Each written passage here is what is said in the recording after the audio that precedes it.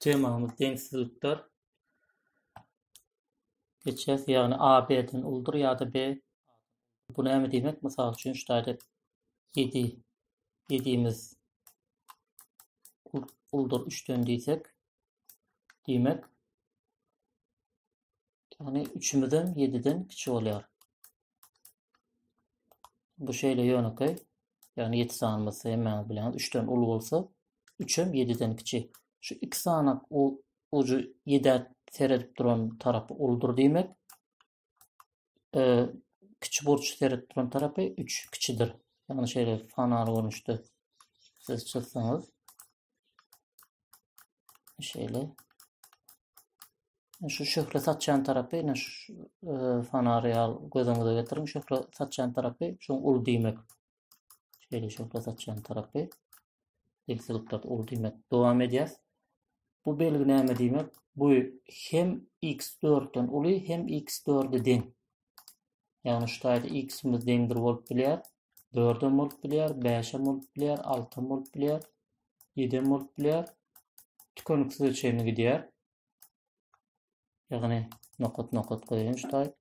X'imiz bärde tersine. X'imiz ne şeyle bir x berse x 3'ten uldur diýse x 3'e deň bolup bilmeýär, ýöne 4'e deň bolýar, 5'e deň bolýar, 6'a deň bolýar, şeýle dowam edýär.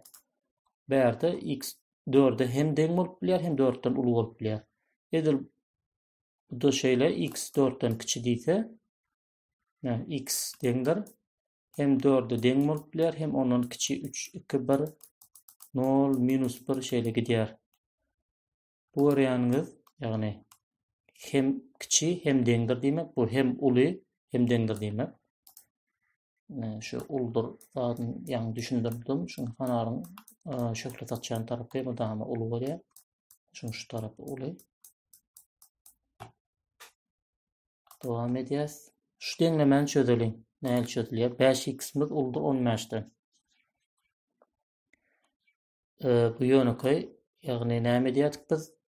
Deňlemelerde bolşýary köpeltmek bolsa sağ tarapa bölmek bolup geçýär. X uldur 15 bölmek 5. Bärde deňsizligiň sağ tarapyna geçdi. X'imiz uldur 15 5'e bölsek 3. X'imiz uldur 3'ten. Yani jogabymız x deňdir. Şeýle görkezsek 4 bolup bilýär, 5 bolup bilýär, 6 bolup bilýär, 7 bolup bilýär. Şeýle dowam edýär. Tükönüksiz ölçeğine. Şeýle gysgada görnüşde de görkezip bilersiňiz x deňdir ýaýyň içinde 4 başlap 3. Şu taýda şunu köçüreyim. X 3 ve tükönüksiz. Plus tükönüksiz. Şeýle gysga görnüşde de görkezip bilersiňiz. Dowam edýäs. Bu koordinat çyzgynda elmi dama sagda ýerleşenler, çepde ýerleşenlerden uly.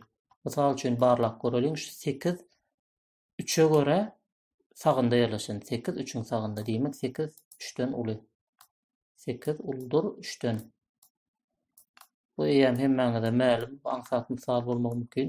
Ýöne şu taýda şunu barlak görelim. -1 -5'in çepinde ýerleşenmi, sagynda ýerleşenmi? Şu tarap sag, şu tarap çep. -1 -5'in neresinde ýerleşen? Sag tarapynda ýerleşen. Diýmek sag tarapynda ýerleşen näme bolmaly? Uly bolmaly. -1 uldur -5'ten. Şeýle ýönükay. Indi siz ýene-de deňsizliklerde bir zady bilmeli. Deňsizligiň iki tarapyny parajitil sana köpeltseň, deňsizligimiz ütkemer. Mysal üçin şu deňsizligimiz köpeldilen parajitil sana 2 köpeldilen. Mysal üçin iki tarapyny edil deňlemelerde bolşýar. 2 köpeltdik. 8 2 köpeltsek 16. 3 2 köpeltsek 6. Çıkan jogabymız näme etdi? 16 6'dan uly. Ýagny şu şöhret atçan tarap uly diýipdik. 16 6'dan uly diýmek deňlememiziň netijesi ütkenmedi. Ulluk ýene şu tarapda galy. Indi ýöne bu plus 2 köpeldenmez. Indi şunu minus 2 köpeltip göreli. Deňlememiz şol durkuna galýamka. Minus 2 köpeldýäs. Misal üçin 8'i Şurada men kiçirak san, başkarak misal bereyim. Aytaly 3 2'den uly bolsun. Şunu minus 2'ye köpeldirelim. İki tarafını bu tarafına minus 2'ye köpeldiyen. 2'mizi minus 2'mizi plus 3'e köpelsek minus 6 bolar. Bu deňsizligi ütgedemek. 2'ni minus 2'ye köpelsek minus 4 bolar. Şu taýda biz ýalňyş bir zat çykdy. Minusa köpeltdik iki tarapyny. Minus 6 minus 4'ün uldur diýip çykdy. Bize aslında bolsa minus 6 minus 4'ün çepinde ýerleşen üçin minus 6 minus 4'den kiçi bolmaly. Aslında minus 6 kiçidir minus 4'den bolmaly. A bizden çykanymyz minus 6 minus 4'den uldur çykdy. Aslında yani minus 6 minus 4'den yine buraya gaýtalan deňsizligiň çepinde ýerleşen üçin minus 6 kiçi bolmaly. Şoň üçin eger deňdiriň iki tarapyny minusa köpeltsek, şu deňsizligimiz terse bolmaly. Şuň ýaly bolup terse bolmaly. Şoň üçin terse bolmasak ýalňyş bolýar. Onda el mudama ya berk bellemeli deňsizliklerde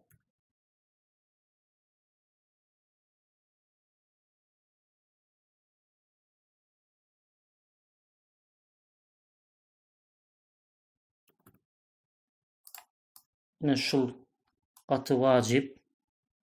Şunu bellen. Köp ýerde ýalňyşdyrmak mümkin. Eger şunu bilmedik halatyňyzda, şu düzgün bilmedik halatyňyzda, mysal çözeningizde köp ýerde ýalňyşdyrmak mümkin. Ýagny bärde deňsizlikde, şu taýda görşüňiz ýaly, iki tarapyny minus 2'ye köpeltdik we şu deňsizligimizi ütgetmedik welin çykan dadymyz jogabymyz ýalňyş çykdy. Şoň üçin şu deňsizligimizi terse urdyk. Minus 6 kiçidir minus 4'den. Minuslar da tersine. O da näme üçin? Minus 6 minus 4'ün çepinde ýerleşen üçin kiçi bolmaly. Şu deňsizligimiz garaz terse urmaly. Şoň üçin şu deňsizliklerde iki tarapyny minusa köpeltsek ýa-da bölsek deňsizlik belgimiz tersine ütgetmeli. Şunu bellemeli, ýagny diňe bir tarapyndan iki tarapyna minus 2 köpeltdik berdi. Dowam edýäs. Şu deňsizligimiz näzip çözmeli biz? Şonu ilkinji notda şunu işläýälim. 2x ayırmak 10.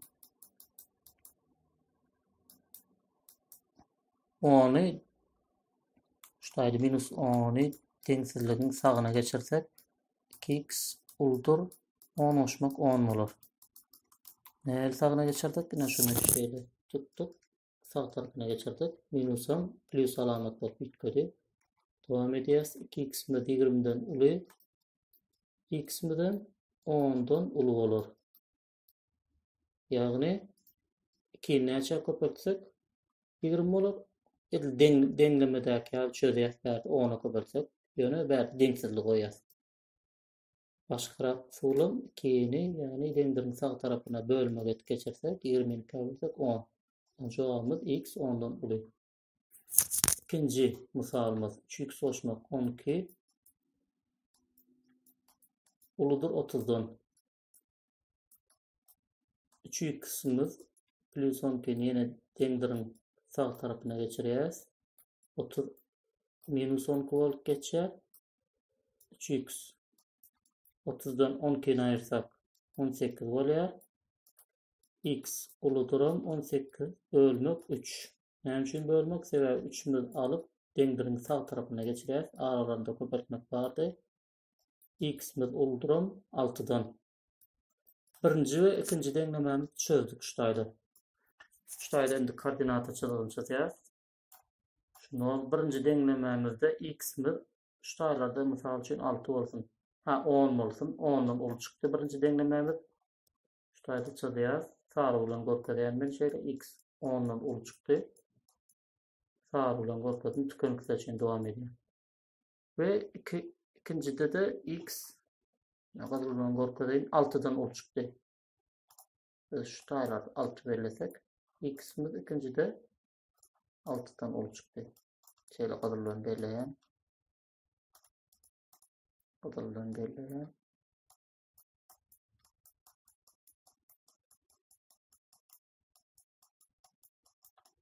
Şimdi x'nin kesişýän ýeri neresi? Hem gyzyl hem sary bolan çyzyk neresi? Men şu taýy görşüňiz däl hem gyzyl hem sary. Ýagny 10-dan uly.